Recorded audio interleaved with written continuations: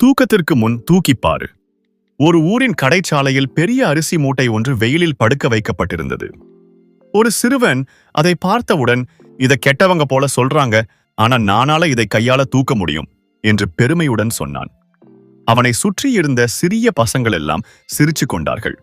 அந்த சிறுவன் வாகை காட்டின மாதிரி இரு கைகளால அந்த அரிசி மூட்டையை தூக்க முயன்றான்.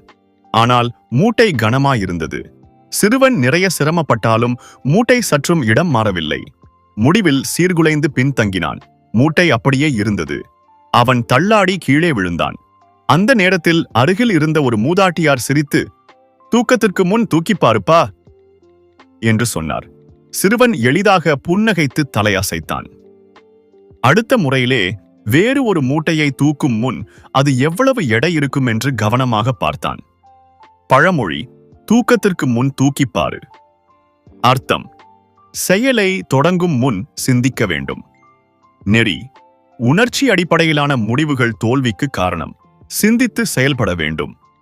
முருகப்பெருமானை நம்பினால் சேனலை லைக் செய்யவும், உங்கள் எண்ணங்களை கமெண்ட் செய்யவும், வீடியோவை பகிரவும் மற்றும் சேனலுக்கு குழு சேரவும்.